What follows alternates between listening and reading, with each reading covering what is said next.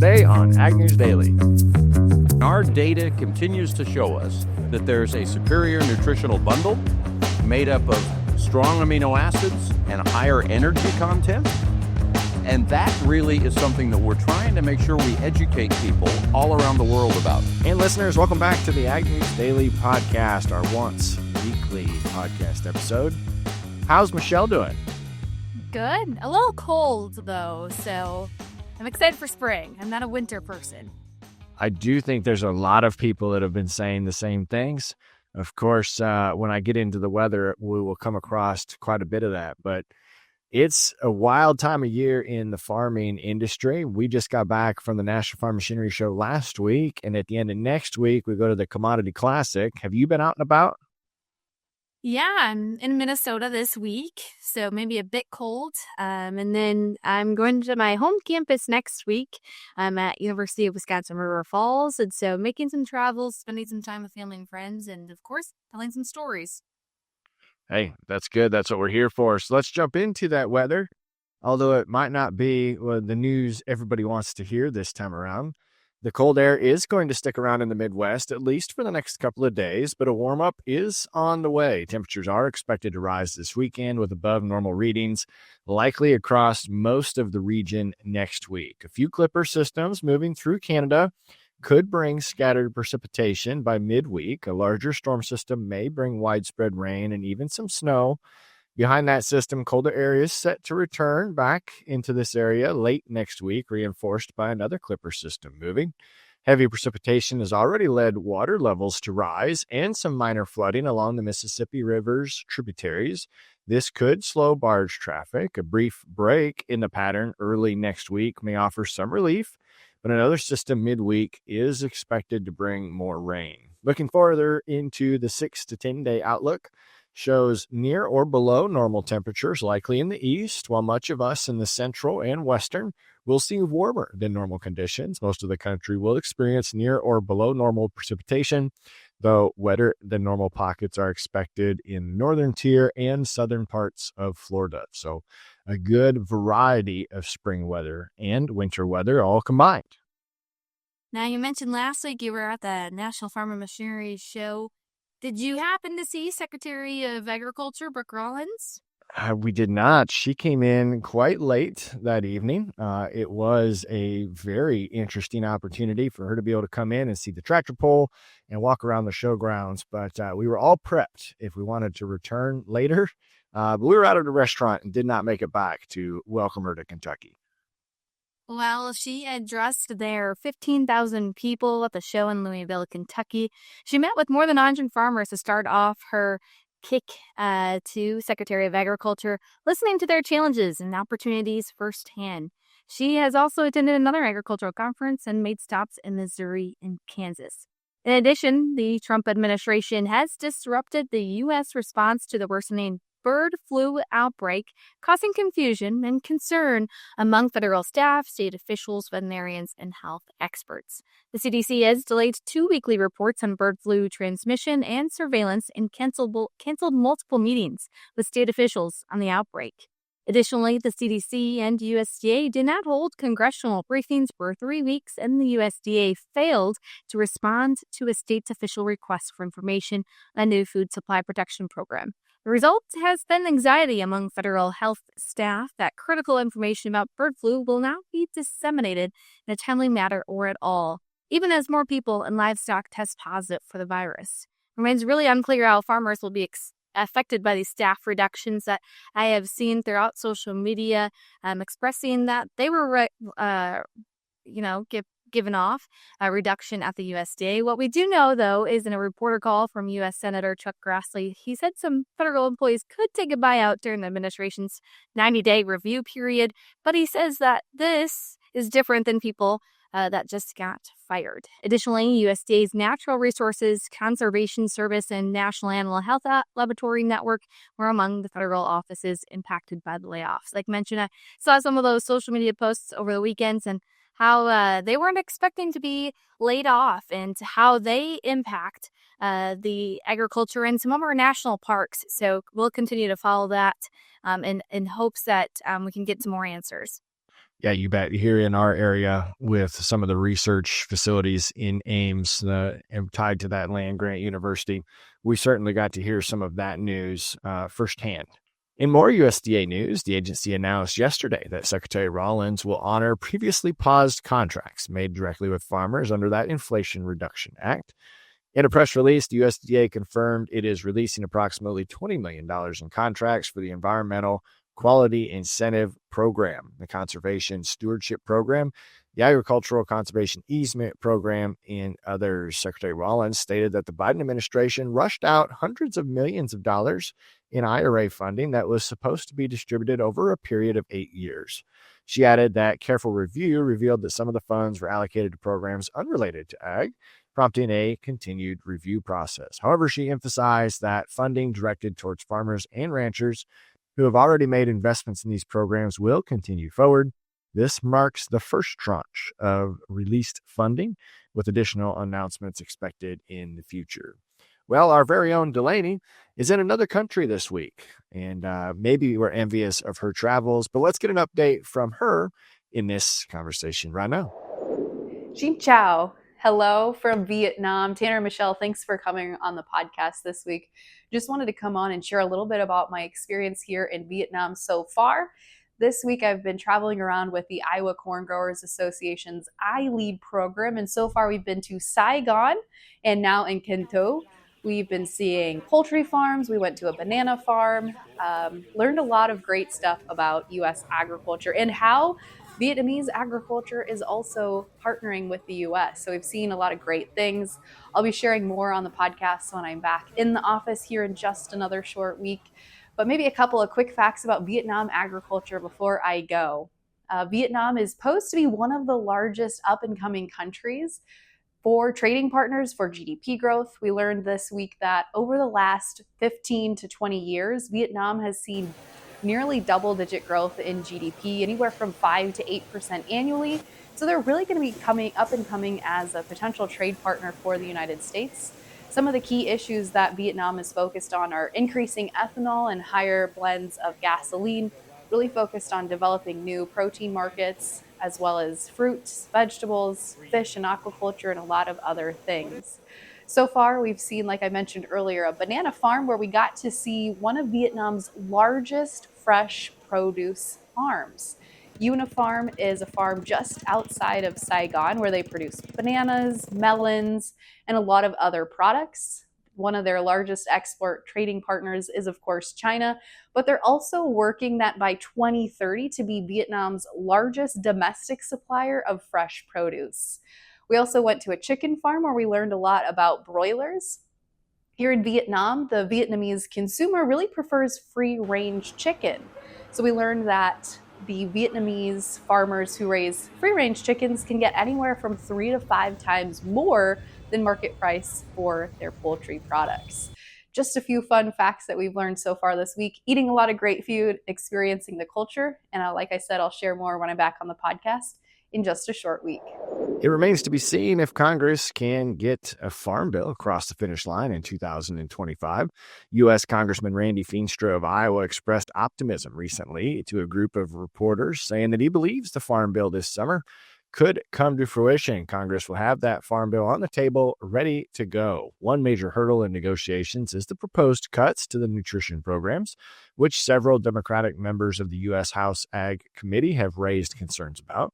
The committee has until March 27th to identify possible changes. But beyond the Farm Bill, Congress will also need to address the expiration of Tax Credits and Jobs Act at the end of 2025, Feenstra stated. He emphasized there is a need for change to the death tax, noting that the current exemption is set at $7 million, with everything above that taxed at 40%. He pointed out that there are over 200 supporters working to extend this exemption, potentially increasing it to $20 million. Michelle? Well, it's more positive and light news. It's National FFA Week, and every year FFA chapters around the country celebrate the celebration. It's a time to share what FFA is and the impact it has on members every day. And until the 22nd, FFA members are celebrating.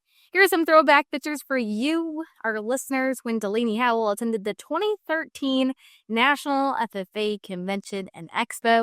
If you didn't know, our own Delaney Howell grew up on a row crop and livestock farm in Iowa, and she didn't know she wanted to pursue a career into agriculture until late middle school, when she had an FFA teacher that helped her grow with many skills. Initially, she went to college as an agriculture education major, but eventually switched after finding her love for broadcasting. I, too, was active in FFA in Wisconsin. One of my fondest memories was competing in the Poultry Evaluation Career Development event, where I was first afraid of holding a chicken, but now, because of a grant through the Wisconsin FFA Foundation, I got some chickens in high school. My parents love being chicken farmers, and it's been fun to watch that. As I continue to grow it in my career, and it's been fun just because of FFA, of how impactful it's been. So happy National FFA Week, and hopefully our listeners are celebrating. Absolutely. This is a very special week out there, especially for all of our listeners and to those who have that strong heritage and tie back. We saw also the Trump administration's plans to impose more tariffs on imported goods as a negotiation tool for potential consequences to U.S. agriculture, especially if other countries will retaliate with tariffs of their own. Chuck Nicholson, an associate professor in ag economics and dairy science from the University of Wisconsin, warns that such trade disputes could come at a high cost to the U.S. ag industry, particularly dairy. He says the United States' three major export destinations for dairy products are Mexico, Canada, and China. Nicholson also explained if we impose trade restrictions on these countries and they retaliate, it could severely limit their ability to sell those key markets. About 40% of all U.S. dairy exports by value go to these three countries, making them crucial to not only the short-term stability, but also future growth. While dairy makes up a relatively small portion of the total U.S. agricultural exports, Nicholson emphasizes that the export opportunities are vital to the industry's success. They're worth about $9 billion, which is significant. However, the broader extent of the U.S. ag exports, dominated by corn, soybeans, and other grains, dairy is just a small player. Still, for the dairy industry, exports remain crucial to revenue sources, and they could not afford to lose them. With trade policies shifting, dairy producers remain concerned about maintaining access to key international markets, knowing that retaliatory tariffs could disrupt sales and impact the industry's long-term growth. Continuing to talk about animal agriculture, the USDA is forecasting a rise in U.S. beef production, with American livestock farmers expected to produce 26.56 billion pounds of beef this year, an increase of 775 million pounds from last month's estimate. This adjustment is based on higher cattle supplies available for placement and heavier slaughter weights carrying over from earlier in the year. However, the outlook for milk production has been lowered due to a smaller than expected dairy herd in 2024 and fewer replacement heifers as of January 1st of this year. The 2025 all milk price estimate has also been revised downward to $22.60 per hundredweight. Pork production is slightly higher than previous projections, boosted by heavier than expected dressed weights. Total pork production is now forecasted at 7.3 billion pounds, a 2.5 increase from 2024. The poultry sector is, we know, the layer space is seeing some challenges, but broiler production is expected to be lower in the first half of 2025, but higher in the second half. Egg prices have been pushed higher due to the highly pathogenic avian influenza, which has resulted in fewer laying hens. And turkey production has also been revised lower for the year. So a lot's happening in the animal agricultural space, and we'll continue to watch that here. Yeah, it seems like a lot of adjustments made in that report. We did see some encouraging news for agricultural shipping as the longshoremen's dispute along the Gulf and East Coast moved forward towards a resolution.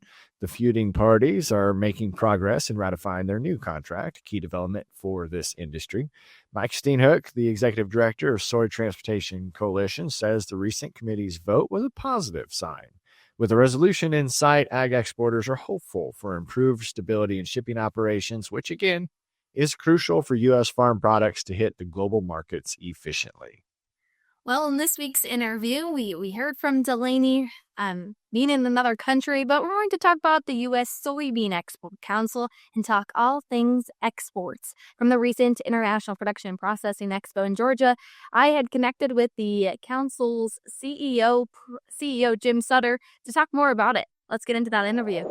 Talking all about exports here with the U.S. Soybean Export Council CEO Jim Sutter. Great. Thank you, Michelle. Yeah, thank you for joining. Tell me a little bit about where we're at today for 2025 for markets. Yeah, so this marketing year started out very strong. We're just over 20% ahead of where we were last year at this time with our export pace. You know, last year we had kind of limited supplies. This year, the crop that was harvested in the fall of 24 was almost a record. I don't know if we know exactly if it was or not, but a big crop. And so we've had the ability to have strong exports. And the good thing that I like to see is exports to basically all the various destinations we work with are up. So it's not just one destination or a couple. It's really broad-based around the world. So I would say we're off to a very strong start for exports. Now, traditionally, they slow down a little bit as we get into the second half of the year as South America harvests their crop because they don't have the same storage capacity the U.S. does. But that's normal. But we've had a real strong start. That's what people should take away. Why is that? Well, I think it's a couple reasons. I think first and foremost, I think we have good global demand. And, you know, you may say, why? I mean, if we look around the world, generally economies are doing fairly well. And when they do, people oftentimes, especially in the lower kind of developing emerging market economies, they want to consume more meat. So we see the demand for products like poultry. We're here at the poultry show. Demand for poultry on a global basis is up. I've been here talking to people from Pakistan, from Ecuador, from Nigeria. They're all telling me that poultry demand is up. So that's one of the reasons. And I think helping that, maybe also or related to that, is the fact that prices are down. And I know farmers here in the U.S. are not as happy with prices at $10 as they were at $14.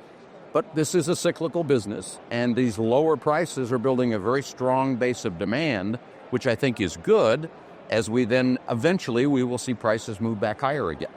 So as we look at going to a lot of different countries, where are those opportunities that you're looking at for growth?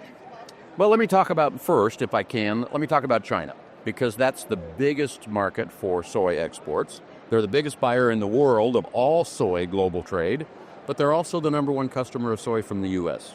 Now, that's a market that we're watching carefully. We've been there 43 years, so we have a lot of long-term relationships there, and people in China like to buy soy from the U.S.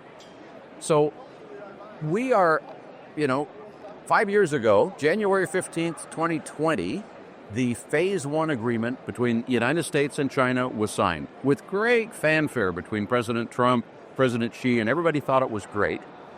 Unfortunately, shortly after that, COVID hit, and then we lost track. I think the people lost the focus on the Phase 1 agreement, and then by the time COVID was over, we had a new administration, and they certainly weren't going to push the old Phase 1 agreement.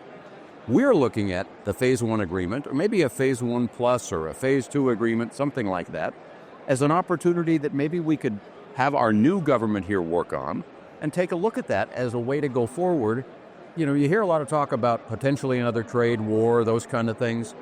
I don't think anybody wins in a trade war. So hopefully, maybe the Phase 1 agreement is something people will look at. It was good before, and I think if they would really fulfill it, it could be really good. So China's a market that we always look at and follow, but we work very hard to diversify to markets all around the world. I mentioned we're here at the poultry show right now. There are people here from Nigeria. I mentioned that before. I'm very happy that Nigeria has taken 2 cargoes of U.S. soybeans this year. Now you may say, well, that's only 2 cargoes.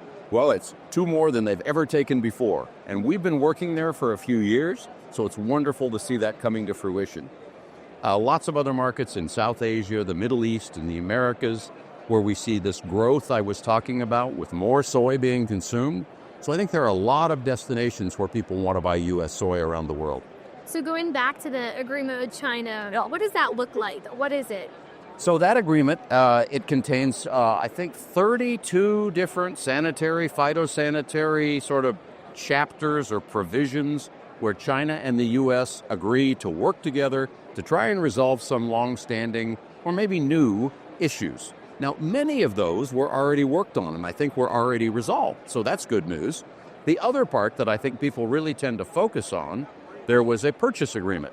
And in that agreement, it said that China would increase their purchases of numerous U.S. commodities, including agricultural commodities. Now, they didn't 100% fulfill that commitment the last time. As I said, COVID hit. There were lots of things that were sort of interruptions. But that's what it really contained, were some work on technical issues and a purchase agreement. So if people were going to look at it and try and put it in place again, I would suggest it should contain those two things, and probably with new numbers and readjustment to that.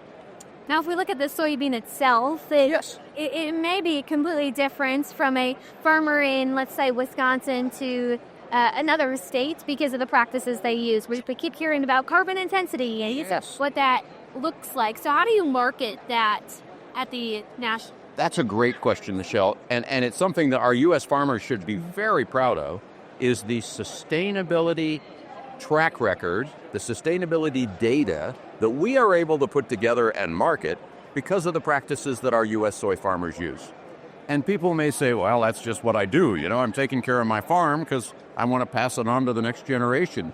Well, but that's so important because people here in the U.S. do take care of their farm. They want to protect the soil. And that's really what buyers around the world want to know about. They want to know that the food that they're buying is not having a detrimental effect on the earth somewhere. When people ask me, what does sustainability mean to customers? That's kind of how I try to break it down. They don't want to be hurting the earth with the food that they're buying and consuming. And here in the U.S., we've got the practices, we've got the data, we've got our U.S. Soy Sustainability Assurance Protocol that we could have a way as a way to verify that. It's been benchmarked by many groups around the world and is trusted. So last year, 72% of the export shipments that left the U.S. carried with it a verification certificate, meaning that on 72 of our exports, the buyer cared enough to want one of these certificates that they were able to then say, hey, the soy I'm using in making feed for chickens or making tofu in Japan or whatever they're using it for has been grown in a sustainable way. And I think that's really, that really leads to the whole carbon intensity, the many different ways that people talk about it, but I think it really kind of boils down to that. And the U.S., it's a real competitive advantage for the U.S. That's one value add for farmers that, they can look at to hopefully increase their income. But if there's another thing or on the horizon that you're really watching to really create back to value for farmers, what are you really watching? Yeah, so we're spending a lot of time thinking about where do we create value for U.S. soy? And we've done a lot of research over the years on the constituents, the way that U.S. soy, kind of what's on the inside of U.S. soy. And our data continues to show us that there's a superior nutritional bundle made up of strong amino acids and higher energy content. And that really is something that we're trying to make sure we educate people all around the world about. Here at this poultry conference is a great place. We're going to have a big luncheon tomorrow. We're going to be giving presentations about that.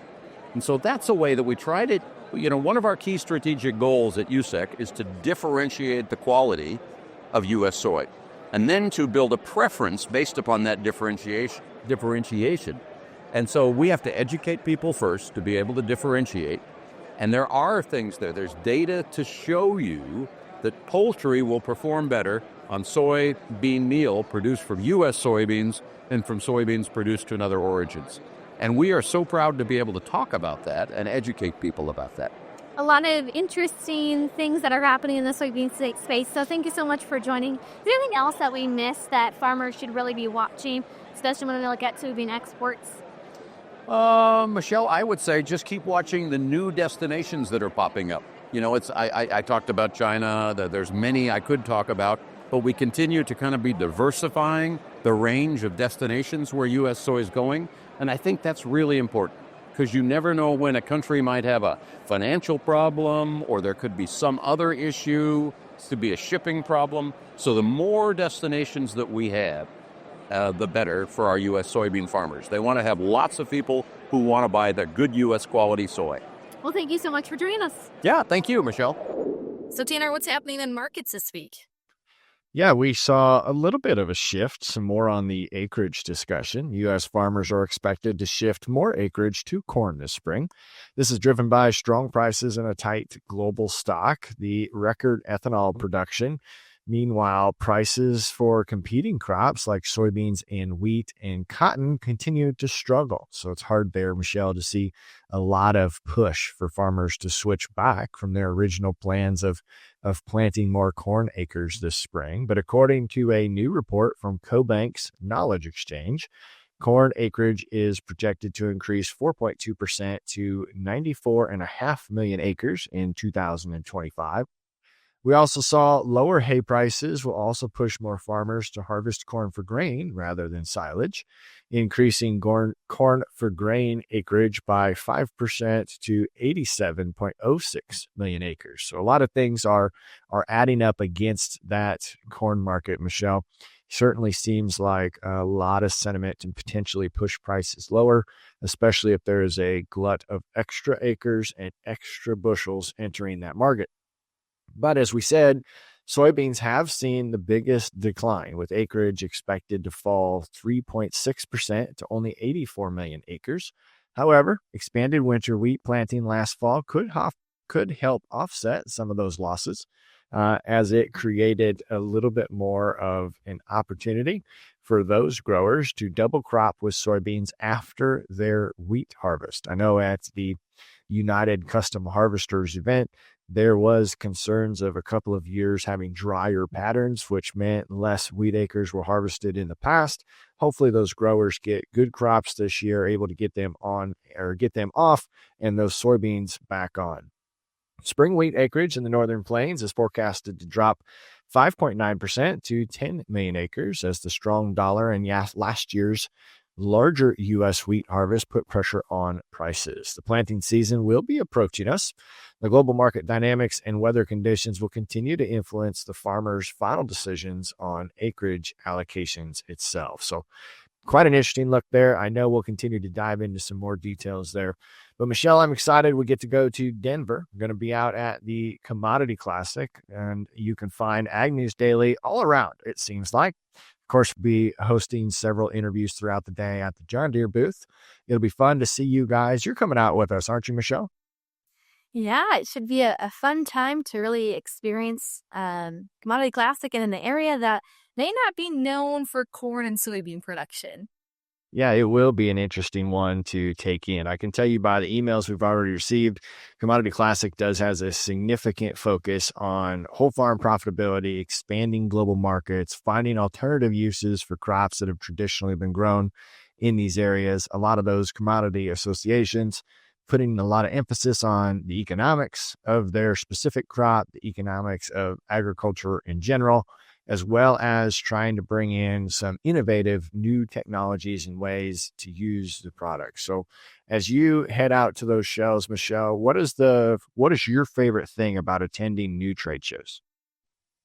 I think when I think about events, it's all about connections and networking, because at the end of the day, farming and agriculture is a human business. It's people.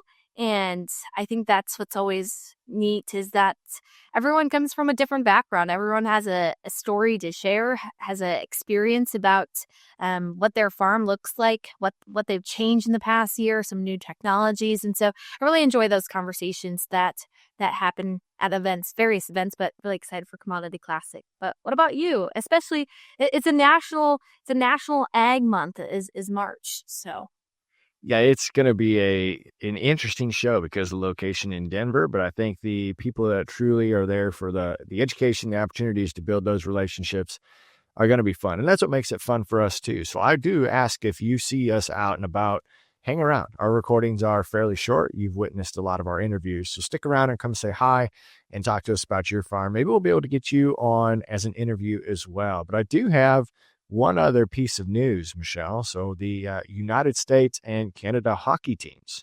Are you a big hockey fan?